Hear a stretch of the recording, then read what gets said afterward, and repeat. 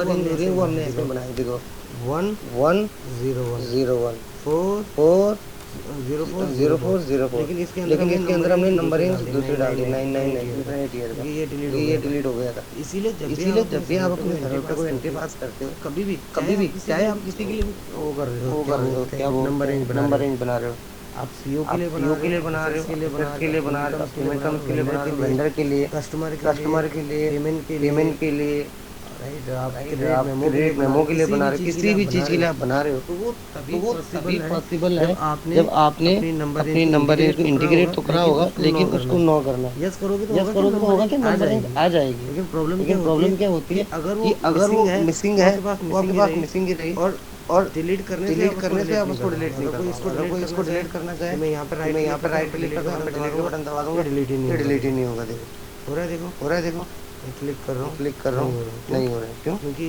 ये already standards है। तो इसीलिए आप अपनी नंबर रेंज को हमेशा नो कर दिया करो। अब हमारे पास ये डेटा हो गया। देखो एंटर मार दिया मैंने, बाहर आ जाता हूँ मैं, स्किप से बाहर आ जाता हूँ। अब मैंने आपको बताया इसके अंदर जो भी मेजर चेंजेस हैं, जैसे मैंने बनाया था GET के नाम से, इस पे देखो इस पे देखो ये करा। इसके अंदर इसके अंदर की मेजर चेंजेस आपको करने ही पड़ेंगे, क्योंकि सारा का सारा डेटा सेम हो जाता है। मैंने GECT डाल दिया, सिटी डाल दिया, न्यू दिल्ली, कंट्री डिफाइन किसके लिए जनरेट कर दिया, किसके लिए जनरेट कर रहा हूँ। करेंसी डाल दिया, लैंग्वेज डाल दी। तो ये मैंने जो है दो एड्रेस आते हैं, एक इंटरनल और एक एक्सटर्नल। मैंने अपना फर्स्ट वाला तो क्या कर दिया, यहाँ से चेंज कर दिया। लेकिन ये जब कंपनी का कोड देखो मैंने बनाया नहीं, मैंने सिर्फ इंटीग्रेट करा। तो प्रॉब्लम कहाँ आती है, इसका इंटरनल वाला नहीं होता। यहीं पे क्लिक करोगे, यहाँ से इसको चेंज कर दो, ये सबको सेम ही रहेगा। नहीं तो देखो डायल मतलब कोई चाइनीज कंपनी है 1310 जो मैंने कॉपी कर दी, इसके लिए यहाँ से इसको चेंज करो। मैंने डाल दिया सपोज GECT.LTD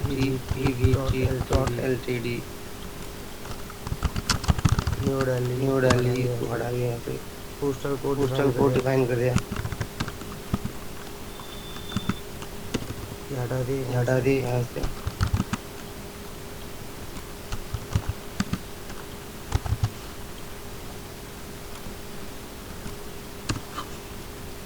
इसके बाद कुछ मेजर चेंजेस होते हैं जो आपको करने ही पड़ेंगे।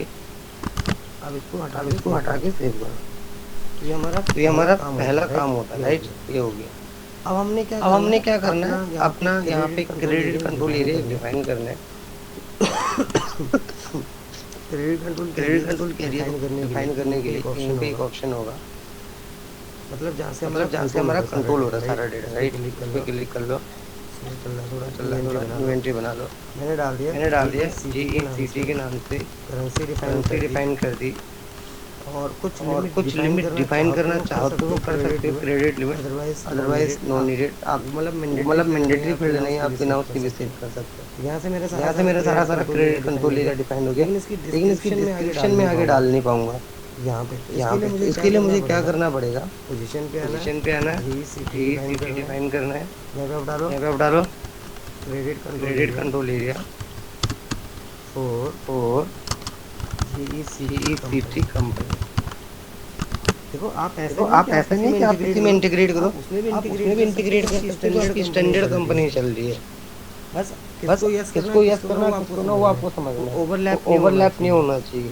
मैं इसलिए नया बना रहा हूँ ताकि मैं आपको बिल्कुल दिखा दूँ।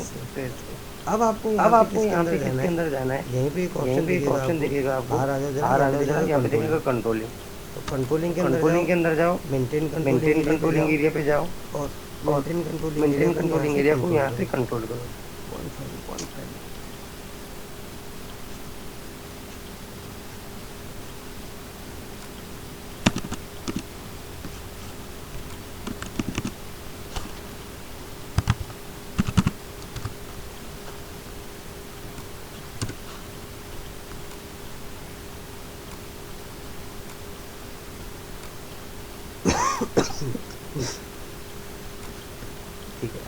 अपना कंट्रोलिंग एरिया मेंटेन करते हैं। ऑलरेडी हमने कंट्रोलिंग एरिया भी बना ही लिया, अपने लिखा था GECT नाम से। अब मैं न्यू एंट्री पे जाऊंगा।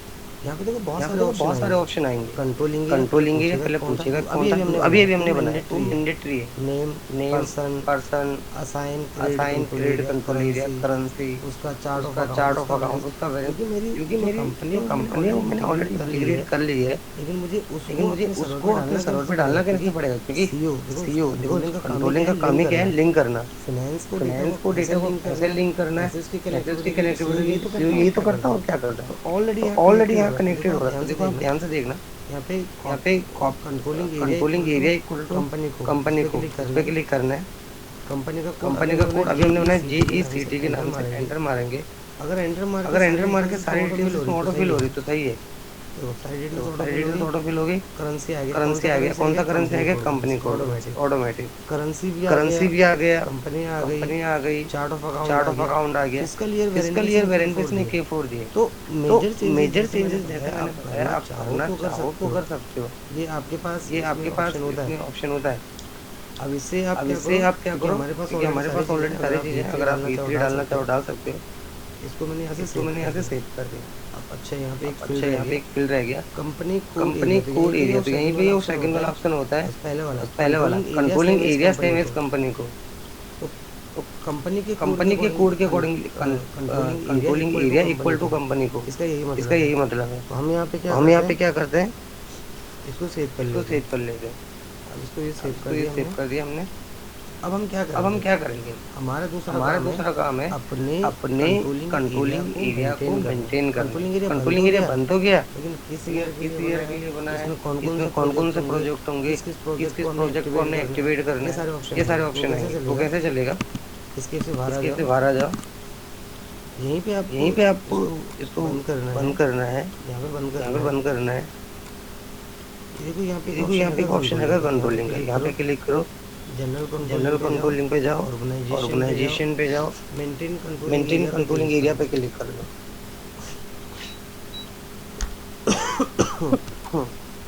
इसके बाद यहीं पे मेंटेन कंट्रोलिंग एरिया आ जाएगा। अभी आपने पहले देखा होगा जब ऑप्शन आ रहे थे, 2 ऑप्शन आ रहे थे। अभी यहाँ पे मल्टीपल ऑप्शन आएंगे। Activate component indicator, assignment of company और बेसिक डेटा, मतलब सारे ऑप्शन अवेलेबल है। आपका सबसे पहला काम क्या है अपने सर्वर पे? सबसे पहले आपको क्या करना है, पहले बेसिक डिटेल चेक कर लेते हैं। तो हमारा है क्या है, GECT नाम से आ रहा है, ये आ रहा है। इस पे डबल क्लिक कर लो। इसी में सब चीज़ें इसमें ऑलरेडी क्रिएटेड होंगी। एक चीज़ को छोड़ के स्टैंडर्ड ही रहा है, तो आपको अपने सर्वर पे डालनी पड़ेगी, बनानी पड़ेगी। मैंने इसको डाल दिया, GECT के नाम से बना दिया मैंने, और सेव कर दिया।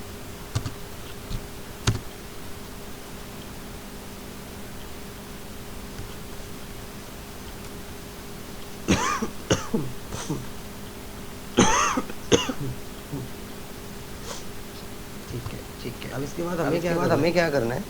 इसके बाद हमारा दूसरा काम है। इसमें 2 ऑप्शन होते हैं, एक होता है एक्टिवेट कंपोनेंट्स और एक होता है असाइनमेंट ऑफ कंपनी कोड। तो आपको असाइनमेंट ऑफ कंपनी कोड पे क्लिक करना है, न्यू एंट्री पे क्लिक करना है। तो ये जो ऑप्शन आ जाएगा कंपनी कोड, किस कंपनी के कोड के लिए आप बना रहे हो? मैंने बोला GECT, ये मेरी कंपनी का कोड है, जिसको भी मैंने लिया। एंटर मारा, नेम ऑटोमेटिक आना चाहिए। तो मेरे ध्यान से समझना क्या बोलना चाह रहा हूँ। मेरा कंपनी का कोड मेरे कंट्रोलिंग एरिया से असाइन हो गया। तो मेरा कंपनी का कोड और controlling area both are same. Save करो इसको। अलग अलग भी रख सकते हैं, मैं एक नाम बोलूँगा इसलिए अपने सर्वर पे डाल लो। अब हमारा जो दूसरा काम है वो है एक्टिवेट कंपोनेंट्स कंट्रोल। इसका मतलब क्या होता है? हमारे पास एक होता है नॉट एक्टिवेटेड और एक होगा एक्टिवेट। आपको अपने सर्वर पे इसको एक्टिवेट करना पड़ेगा। एक्टिवेट से क्या होगा, आपके किस प्रोजेक्ट पे काम कर रहे हो, किस को आप कंट्रोल कर रहे हो, इसका मतलब ही क्या है? कंट्रोल करना डेटा, और कुछ भी नहीं। तो आपको यहाँ पे क्या करना है, इसको सिलेक्ट करना है, एक्टिवेट कंपोनेंट्स इंडिकेटर्स पे जाना है। अब देखो यहाँ पे ना ईयर है, ना करेंसी है, ना वेरिएंस है, ना कंपनी कोड वैलिडेशन है। कोई भी चीज़ अवेलेबल नहीं है। क्यों नहीं है, क्या रीजन है? इसीलिए क्योंकि जो हमारा ईयर है K4 नहीं हुआ। वो बता रहे कि इसकी डिटेल्स नहीं है। उसको भी चेंज कर लेंगे। मैंने पहले बताया था आपको। OB37 OB29 क्लियर वेरिएंट देखते हैं। OB37 से उसको चेंज कर लेंगे। वो आप कर सकते हो। बाकी सारा रिकॉर्ड हो रहा है। न्यू एंट्री पे क्लिक करो। यहाँ पे अभी कुछ इस तरीके से खुल जाएगा, देख रहा है। अब यहाँ पे लिखा होगा फिस्कल ईयर। कौन से ईयर में आप एंट्री पास? मैंने बोला 2023 में एंट्री पास। यहीं पे लिखा होगा अकाउंट एक्टिविटी टाइप। इस पे क्लिक कर लो।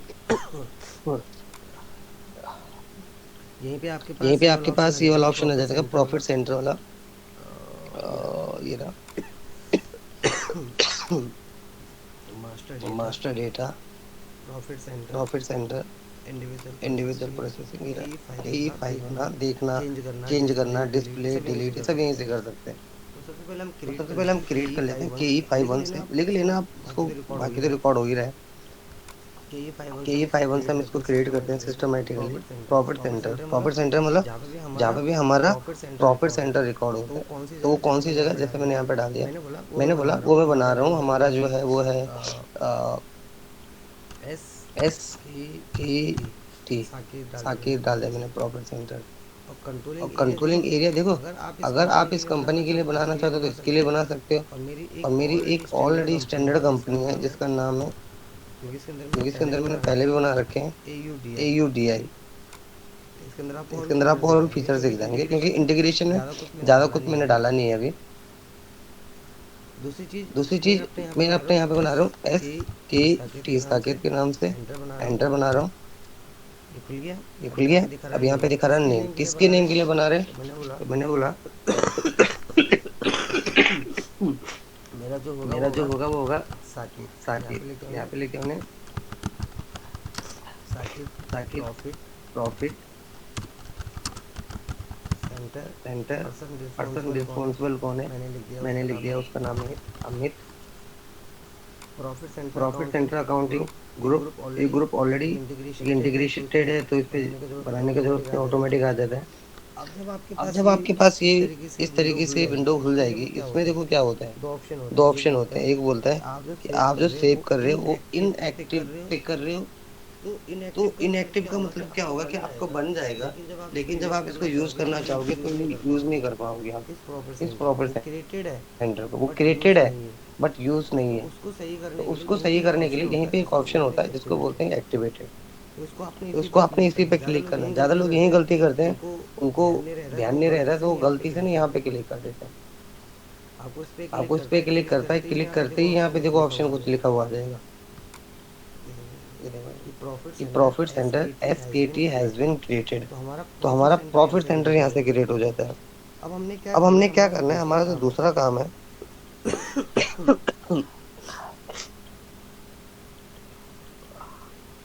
वो है अपने क्या बोलते हैं, सर्वर पे एक मटेरियल क्रिएट करना कंट्रोलिंग में जाके।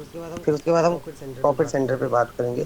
देखो यहाँ से क्रिएट हो सकता है, यहीं से चेंज करना हो चेंज कर सकते हैं, डिस्प्ले डिलीट। एक बार फटाफट दिखा देता हूँ। इस पे क्लिक करा, चेंज पे, ये रहा। तो अगर कुछ चेंज करना आप चेंज कर सकते हो। देखो ये लिख दिया मैंने, साकेत की जगह डाल दिया सपूत मुनीर का। और यहीं पे इसको कॉपी करके नीचे डाल दिया, मुनीर का प्रॉफिट सेंटर। अब इसको एंटर से सेव कर दिया, जैसे कि एंटर मारा। तो इसको एक्टिवेट कर देता हूँ यहाँ से। हैज बीन चेंज, ये हो गया चेंज करने के लिए, ये हो गया डिस्प्ले के लिए।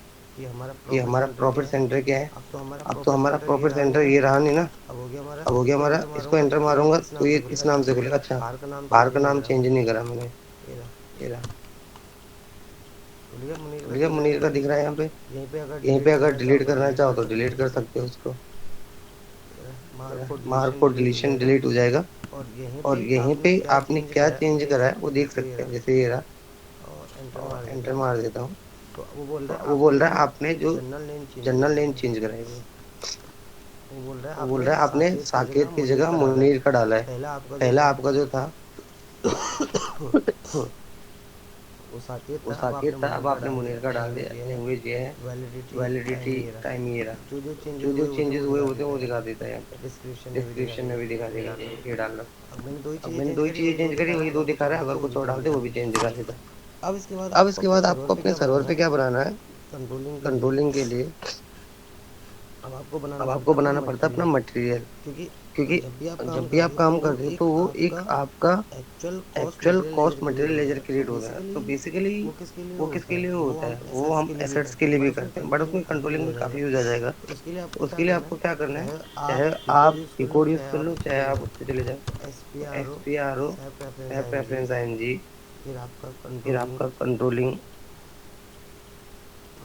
Product cost controlling, actual controlling material ledger, ये रहने का पहले। ये इसके ठीक होते हैं जो आगे दिख जाते हैं आपको। ये देखो, अब यहाँ पे लिखा है assign currency type and define material ledger type. तो जनरली कुछ कुछ ऐसे होते हैं जो क्या बोलते हैं मेंटेनेंस में होते हैं। जैसे ये हो गया 1 2 3 4, ये बीच का भी है बट ये यहाँ से जुड़ेगा MX21। तो मैं पहले यहाँ से मटेरियल डिफाइन कर लेता हूँ। यहाँ पे क्रिएट करा, न्यू पे क्लिक करा। किसके लिए बना रहा हूँ मैंने? बोला JECT के लिए बना रहा हूँ, JECT। बस इतने डाल दे, इसको सेव कर दिया। मेरा एक मटेरियल लेजर क्रिएट हो चुका है। ये किसके अंदर कर रहा हूँ मैं? कंट्रोलिंग के अंदर। ये देखो, controlling, product cost controlling, actual controlling material ledger. अब यहीं पे सेकंड पे आओ, क्लिक करो, न्यू एंट्री करो। देखो ऐसा ग्रीन स्टेटस आना चाहिए, यानी कि सही है। न्यू एंट्री करो, तो मैंने डाल दिया हमारा जो बन रहा है JECT के नाम से बना रहे हैं, JECT मटेरियल लेजर। देखो आ गया यहीं पे। अब इसको सेव कर दो, JECT डज नॉट एग्जिट। तो यानी कि मैंने अपना वो असाइन नहीं कराया, यानी कि जब हमने इंटीग्रेशन करी थी तो वहाँ पे वो असाइन नहीं हो रखा है।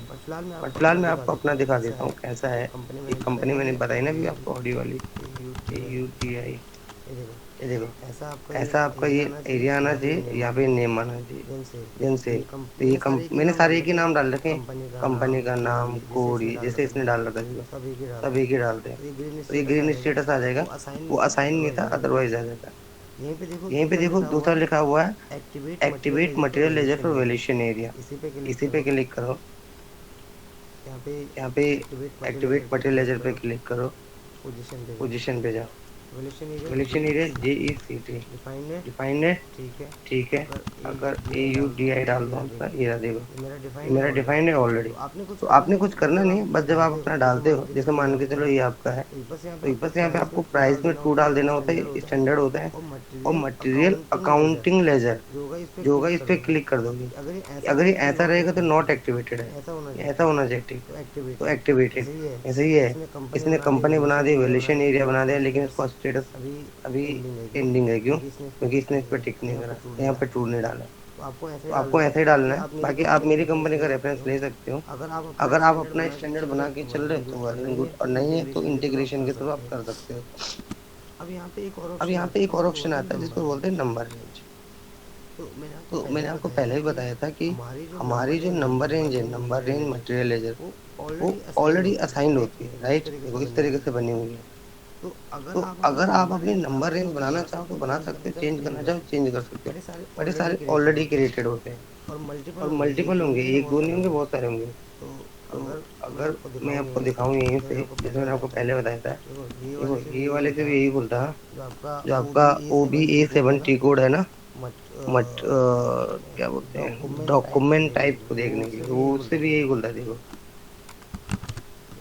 मेरा मेरा मेरा देखो सेम वही नंबर रेंज आई जो अभी वहां पे थी, JECT ना, राइट? मैंने तो आई थिंक सारी इंटीग्रेट करी थी। अच्छा इसमें नंबर रेंज ही नहीं थी ना, हमने डाली नहीं थी।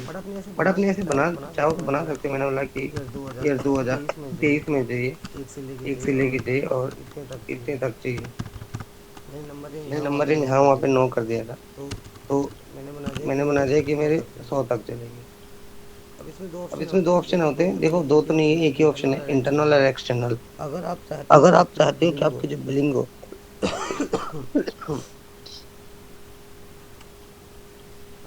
अगर मैंने बोला कि अगर हम ये चाहते हैं कि हमारे जितने भी बिलिंग है वो ऑटोमेटिक पड़ती है, ऑटोमेटिक चलती है, तो उसके लिए इंटरनल कर लोगे। और आप चाहते हो कि मैं मैन्युअली बनाऊं, अपना खुद का डालूं, 1 बाई 1 करके डालूं, तो एक्सटर्नल पे क्लिक कर दो।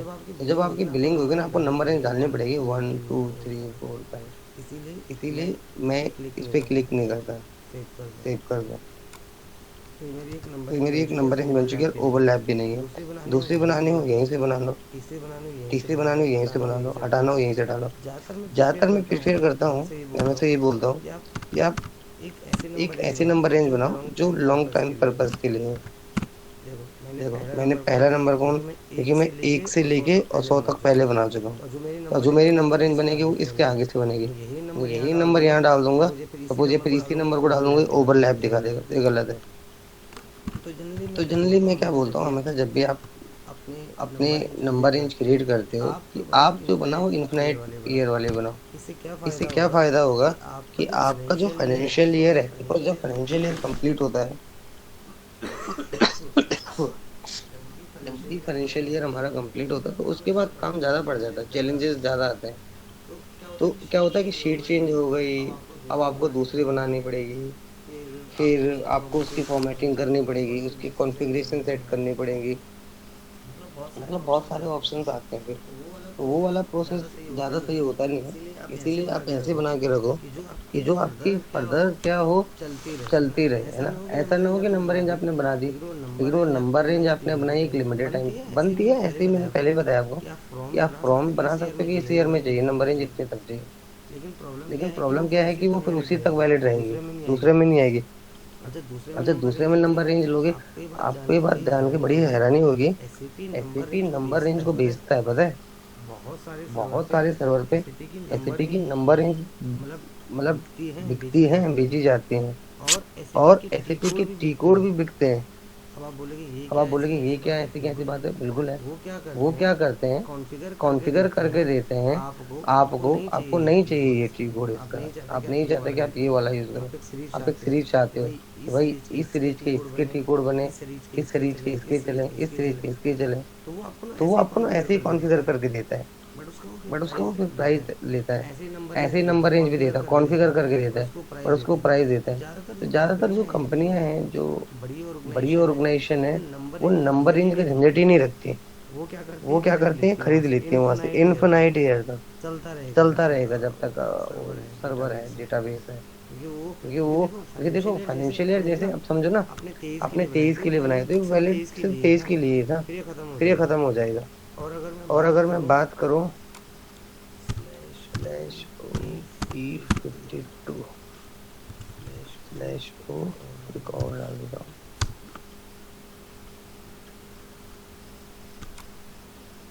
ये देखो, तो अगर मैं बात करूं तो वो क्या होगा, वो एक लिमिटेड टाइम के लिए होगा। देखो, जैसे 22 से 23 तक के लिए, फिर वो टाइम पीरियड उसका खत्म हो जाएगा, जितने भी आपकी एंट्रीज पास होंगी। तो ज्यादातर हमारे, क्योंकि देखो यहाँ पे लेगा ना इंटरवल, इंटरवल को ही तो नंबर रेंज बोलते हैं। तो प्रॉब्लम क्या आती है, जैसे आपका फाइनेंशियल ईयर क्लोज हुआ, जैसे आपने अपनी सारी एक्टिविटी खत्म करी, नेक्स्ट ईयर में अब आपके सामने फिर से चैलेंजेस होंगे। तो इसीलिए जब भी मैं बात करता हूँ नंबर रेंज की, तो मैं बात करता हूँ इन्फिनाइट ईयर की। देखो कहीं होंगे बहुत सारे,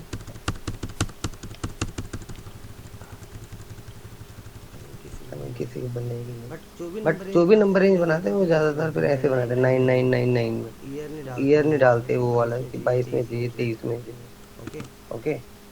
अब इसके बाद हमने अपने सर्वर पे क्या करना है, अब हमारा मेन काम शुरू हो रहा है। हमने अपने करेंसी टाइप बना लिया, वैल्यूएशन बना दिया, उसको असाइन कर दिया। अब हमारा जो दूसरा पार्ट शुरू होता है उसको बोलते हैं कॉस्ट सेंटर। तो जनरली कॉस्ट सेंटर से पहले होता है क्या है, क्यों करते हैं, उसकी कॉन्फ़िगरेशन कैसे सेट करी जाती है, वो सारा समझाऊंगा, ध्यान से देखो। तो सबसे पहले चीज, कॉस्ट सेंटर से इतना समझ लो आप,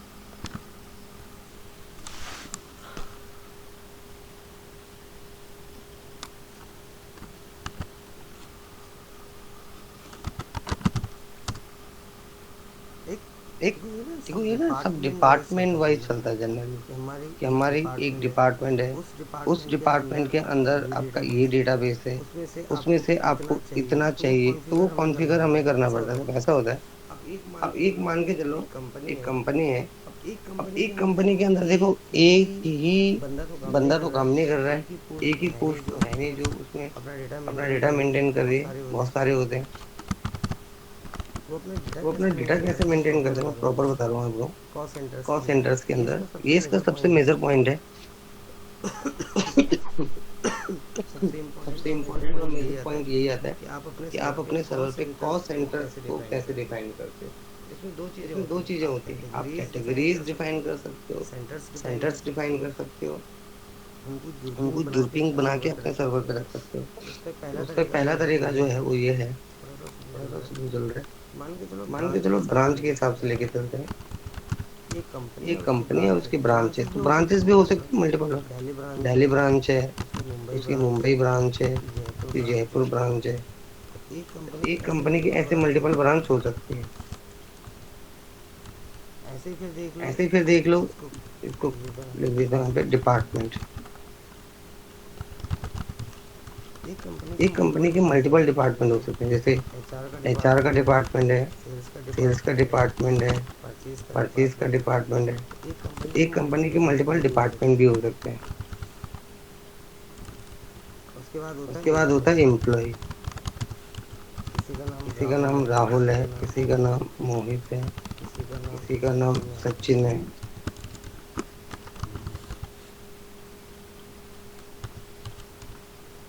तो अगर हमें अपने सर्वर पे,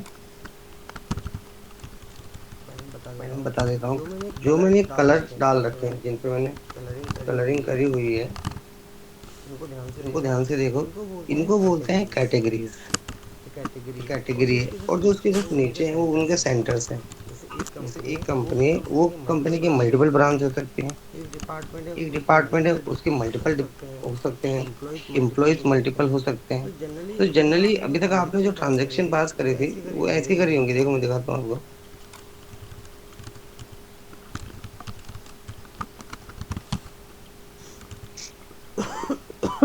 हम्म, मैंने लिखा जैसे परचेज, गुड, रुपीज 35,000। हमने सामान खरीदा है 35,000 रुपये का।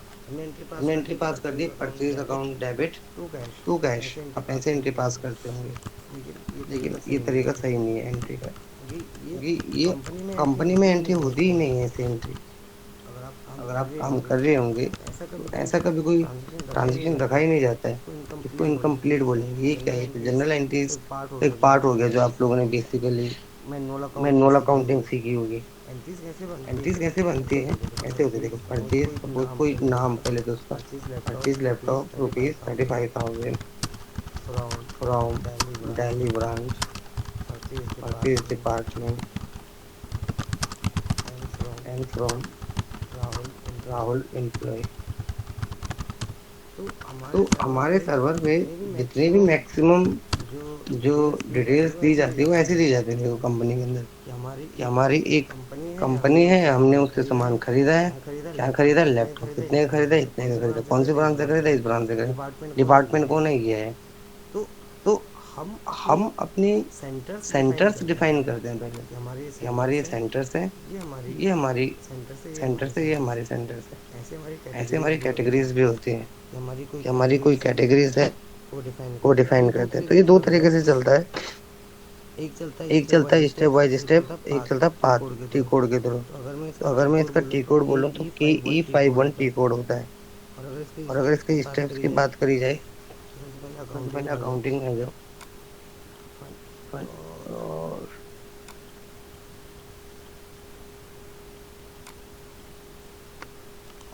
आप आ जाओ यहाँ पे।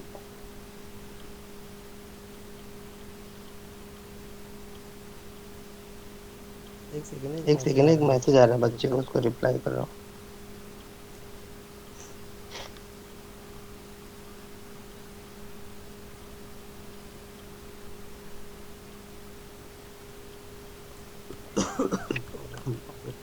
सबसे पहले अकाउंटिंग में आ जाओ, कंट्रोलिंग में आ जाओ। देखो, कॉस्ट एलिमेंट अकाउंटिंग और कॉस्ट सेंटर दोनों मतलब ऑप्शन अवेलेबल होते हैं। हम हमेशा कॉस्ट सेंटर अकाउंटिंग में जाते हैं। Master data, cost element accounting. तो आप चाहे ग्रुप्स चेक कर लो या पहले देख लो। तो अगर इसका ग्रुप देखना है, कॉस्ट सेंटर ग्रुप, तो पहले ग्रुप भी बना सकते हो। और अगर कॉस्ट सेंटर डायरेक्ट बनाना है तो कॉस्ट सेंटर बना सकते हो S01 से। मैं आपको दोनों चीजें दिखा देता हूँ कि ग्रुप कैसे बनते हैं और इसका सेंटर्स कैसे बनते हैं। तो KSH1 से पहले मैं ग्रुप बना के दिखाता हूँ। यहाँ पे है, जैसे हमारा कॉस्ट सेंटर ग्रुप में बना रहा हूँ। इसके नाम से बना रहा हूँ। मैंने बोला मेरा जो ग्रुप है वो है ब्रांच। तो ये मेरा एक ब्रांच के बन गया। आपने अपने सर्वर पे एक ब्रांच बना दिया, ऐसे फिर आगे भी लिख सकते हो BRANCN लिख के, ऑलरेडी क्रिएटेड है, बना हुआ है, तो सेव कर लो। तो लिखा चेंज हैज बीन सेव, तो एक बन गया। अब इसी सर्वर के अंदर आप अपना फाइंड आउट कर सकते हैं हमारा कौन सा है भाई। एक ब्रांच बना हुआ है। और कौन सा बनाना है? मैंने लिख दिया डिपार्टमेंट। तो एंटर मार दिया, यहाँ पे इसको सेव कर दिया। हमारा डिपार्टमेंट बन गया। उसके बाद आ गया हमारा एम्प्लॉय।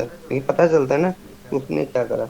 अब हमारी फील्ड है, हम अपनी फील्ड में देखते हैं तो वहाँ पे ज्यादातर एक्सपीरियंस लोग होते हैं। अब जो लोग फ्रेशर हैं, एसएपी में पहली बार काम कर रहे हैं, काम करा है लेकिन एसएपी में नहीं करा, किसी और मॉड्यूल पे करा, तो वो तो ज्यादा फ्रेशर है ना, उसको तो अभी एक्सपीरियंस नहीं है। सैलरी थोड़ा हो सकता है ठीक ठाक मिल जाए क्योंकि उसने इतने साल काम करा है। लेकिन एसएपी तो पहली बार जा रहा है, तो एसएपी में तो पहली बार ही उसको लिया जा रहा है। तो फिर मैं उनसे पूछता हूँ कि भाई बता क्या क्या हुआ, क्या क्या पूछा गया, क्या ऐसी चीजें की जो तेरे को लगी डिफिकल्ट थी। तो उनका सीधा सा कंसर्न यही था कि वहां पे बहुत सारी चीजों के बारे में बात करी गई। आप यकीन मानोगे, देखो वो स्टूडेंट है FICO का, फाइनेंशियल एक्टिविटीज सीख के गया पूरा। लेकिन आप मतलब ये सोचो कि उससे कम से कम अगर जैसे परसेंटेज लिया जाए तो 30% क्वेश्चन उससे वो पूछे गए थे जो कि अदर्स मॉड्यूल्स के हैं। अब वो मुझे, उसको कैसे पता चला, जब मैंने उसको बताया, क्योंकि उसने बताया कि सर ये क्वेश्चन पूछा गया था, ये था ये था ये था। तो फिर मैंने उसको दिखाया खोल के कि देखिए तो लॉजिस्टिक के अंदर आता है, यहाँ से बनता है, ऐसे करके क्रिएट होता है। ये मैंने तो किए हुए मॉड्यूल्स, तो मुझे पता है। तो आप जब तैयारी करते हैं जॉब के लिए, जैसे अभी मेरे से शरद ने बात करी, दिव्या ने बात करी, तो बता रहे थे कि रिज्यूम के बारे में, तो वहां पे ये चीजें डालनी बहुत जरूरी है कि आपको कॉन्फ़िगरेशनल पार्ट एटलीस्ट आना चाहिए उस मॉड्यूल का। नहीं तो फिर सीखो तो सभी कर रहे हैं ना, ये कौन है जो नहीं करके जा रहा है, सभी सीख रहे हैं।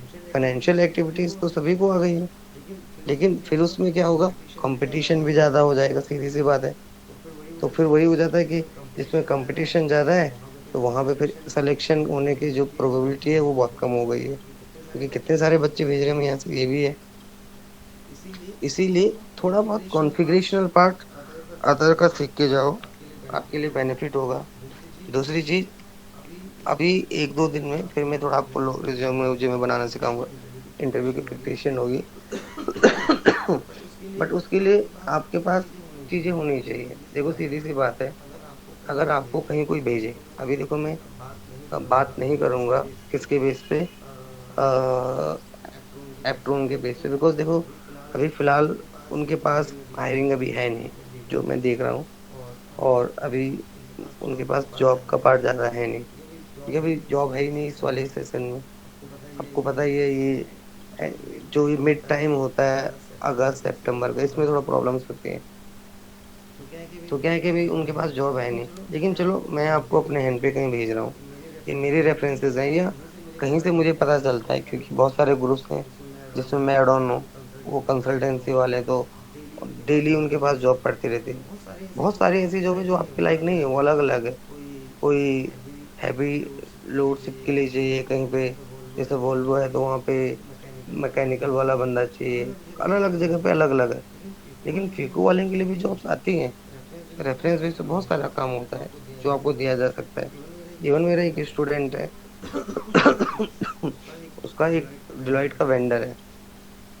तो अभी मेरी उससे बात हुई थी शाम को ही, तो बोल रहा था कि सर उनके साथ मीटिंग करनी है, और मेरे को क्या है वहां से प्रोजेक्ट मिल रहा है, उस प्रोजेक्ट पे काम करना है। तो मेरी थोड़ी तबीयत ठीक नहीं थी, आवाज़ भी बहुत ज़्यादा अच्छी आने रही थी। फिर भी मैंने दवाई ववाई खाई के लेटा था, तो मैंने उनसे बात करी। फिर मैंने उनको जो मतलब क्लाइंट था उस बंदे से बात करी। ऑनलाइन ही बात हुई थी, मीट पे, टीम मीट पे। फिर उसके बाद अभी करीबन उसने मुझे क्लियरली बोला कि मुझे 3 बंदे चाहिए, एक जो हो रिपोर्टिंग के लिए हो, और 2 क्लाइंट का डेटा मेंटेन करने के लिए हो। बाकी ऑडिट तो हम करेंगे ही, जो करेंगे बाकी उसमें पार्टनरशिप होगा। उसका और मेरा। तो देखो ऐसे प्रोजेक्ट के लिए आपको भी है ना रिकमेंड किया जा सकता है, बट रिकमेंड के लिए फिर वही चीज है ना कि अम, आप वो काम करो। अब देखो आप में से न जाने कितने स्टूडेंट्स हैं, यकीन मानोगे, जिन्होंने अभी तक प्रोजेक्ट बना के तक नहीं दिया। और मुझे लगता भी नहीं कि वो देंगे बहुत जल्दी। लेकिन आप जितना डिले करोगे वो आप ही के लिए डिले है ना, किसी और के लिए क्या डिले है। आप डिले डिले डिले करते रहो, आप ही का टाइम जाएगा। क्योंकि देखो क्या है, अगर आप अपनी जॉब से सेटिस्फाइड हो, आप खुश हो जहाँ पे आप काम कर रहे हो, तो फिर कोई बात नहीं है। लेकिन अगर आप चाह रहे हो कि मैं अपडेट करूँ, कहीं और पे जाऊँ, उसके लिए आपको फॉलो करना पड़ेगा हमारे इंस्ट्रक्शन को। और आप यकीन मानोगे कि जो भी मैं भी आपको पढ़ा रहा हूँ पिछले कुछ दिनों से, ये सब वो पार्ट है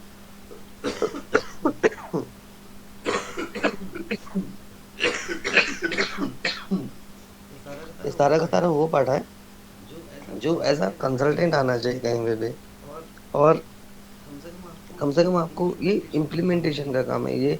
जब आप अपने सर्वर पे किसी कनेक्टिविटी को बनाते हो या बिजनेस ब्लूप्रिंट को रन करते हो, डेटा रिजॉल्व क्या बोलते हैं, जब हम ये सेलेक्ट करते हैं कि हमारा कौन सा सॉफ्टवेयर है, रियलाइजेशन के लिए जब टीम भेजती है उसको, फिर उसी में टेस्टिंग की जाती है, फाइनल टेस्टिंग होती है, तो वहां पे ये सारा काम किया जाता है। और आप यकीन मानो ना मानो, जो रियलिटी है, सब एक्सपीरियंस लोग होते हैं वहां पे काम कर रहे हुए, क्योंकि वो प्रोजेक्ट लीडर होते हैं, वो प्रोजेक्ट पे ही उनका काम है, वो इतने सालों से प्रोजेक्ट पे ही काम कर रहे हैं। वहां आपको शायद अभी मौका ना मिलेगा काम के लिए, लेकिन एज अ इंटरव्यू की प्रिपरेशन आप अपनी रख सकते हो, जॉब के लिए तैयारी कर सकते हो। तो ऐसा ना हो कि चीजें चलती रहें और आपको बाद में लगे कि यार हमने क्या सीखा, हमें क्या समझ आया, और वेस्ट ना हो जाए वो कोर्स। तो जनरली आप प्रैक्टिस करो, सीखो, प्रोजेक्ट दो, तभी तो पता चलेगा किसने कहाँ तक कंप्लीट करा है। मैं अभी आपको ऐसे ऐसे प्रोजेक्ट दिखा सकता हूँ बच्चों के भेजे हुए, आप खुद देखोगे ना, आप बोलोगे इस किसी स्टूडेंट ने बनाया है। आप यकीन ही नहीं मानोगे कि स्टूडेंट का बना हुआ प्रोजेक्ट है। मैं गारंटी के साथ बता सकता हूँ, इतना उसने उसमें मतलब अपनी एक्सपीरियंस दिखाया, अपना स्किल दिखाया। बोलते हैं ना कि जितना सिंपल होता है उतना ज्यादा अच्छा दिखता है, उतनी क्लियर होता है, बट डिटेल्स में होना चाहिए। सिंपल का मतलब ये नहीं कि आप उसको डिटेल्स पूरी फिली नहीं है, और कहाँ शुरू हो रहा है कहाँ खत्म हो रहा है, कोई अलाइनमेंट नहीं है, कोई प्रिंटिंग सेटिंग नहीं है। क्योंकि देखो, प्रिंट का मतलब, इसका मतलब ये नहीं है कि हमने सिर्फ अपने प्रोजेक्ट को दिखाना है। इसका मतलब क्या है, ध्यान से सुनना आप लोग। इसका मतलब ये है कि आप कल को किसी जॉब के लिए कहीं जा रहे हो, कहीं पे भी, किसी भी ऑर्गेनाइजेशन में आप कहीं जॉब के लिए जाओगे, तो आप इसकी हार्ड कॉपी निकाल के रख सकते हो पहले से ही, जितने भी प्रिंट आउट है। कि भाई मान के चलो आपने 200 पेज का प्रोजेक्ट बनाया, तो 200 पेज की आपने एक फाइल बना ली, प्रॉपर उसमें अपना नाम डिफाइन कर दिया कि मेरा नाम ये है, मेरा प्रोजेक्ट ये है, मेरी कॉन्फ़िगरेशन ये है। यहाँ पे एक टीआर नंबर होता है, मैंने आपको बताया था पहले। जब भी हम कोई चीज सेव करते हैं तो उसके अंदर वो सारी चीजें क्रिएट हो रही है, कहाँ हुई है क्या हुई है, वो सब आ जाता है। देखो मैं दिखाता हूँ आपको सर्वर पे। आपने कई बार देखा भी होगा, मे भी वो आता ही है। OX15 में एक कंपनी दिखाता हूँ आपको। ऐसे कुछ रैंडम नेम डाल दे रहा हूँ, मैंडेटरी इसमें कंट्री होता है। देखो जब ये आता है ना, ये नंबर आता है, ये रिक्वेस्ट नंबर, इसी को बोलते हैं टीआर नंबर, और mode for the customer in request. ये सारी डिटेल्स इसके अंदर जाती है। तो जब भी आप बनाते हो यहाँ से शुरू करो, तो मेरा नंबर ये देखो। अब आप देख सकते हो इसके अंदर कितना सारा काम हुआ पड़ा होगा। देखो मैं दिखाता हूँ आपको क्लियर, ये देखो। तो क्या क्या इस कंपनी के अंदर बना, सब यहाँ पे लिखा हुआ देखो, कि असाइन हुआ है, ओपन हुआ है, close in posting period, setup हुआ कैजुअल, प्रिंटिंग कॉन्फ़िगरेशन इसके अंदर हुई है। देखो थोड़ा मैंने क्लिक कर दिया बाय मिस्टेक, ये देखो। तो एक सर्वर के अंदर आपने क्या क्या काम करा वो आप पूरा देख सकते हो आपके पास, कि मैंने ये चीजें करी। देखो एक सर्वर के अंदर है, वो से एक नंबर के अंदर है, किसी पे भी आप क्लिक करोगे तो वहां पहुंच जाएगा डायरेक्टली। ये देखो, ये देखो। ये मैं बच्चों को पढ़ाता हूँ, इस तरह की सारी चीजें आती है। देखो ये मैंने इस सर्वर पे बना रखा है, ये देखो। तो आप किसी पे भी ऐसे क्लिक करोगे ना, डायरेक्टली आप वहां पहुंच जाओगे। जैसे मुझे इसमें ग्रेजुएटी के बारे में देखना है, ग्रेजुएटी टेस्ट क्या है, तो देखो यहाँ से पहुंच जाएगा डायरेक्टली। तो कोई भी वहाँ मेंटेन की हुई चीज को देख सकता है।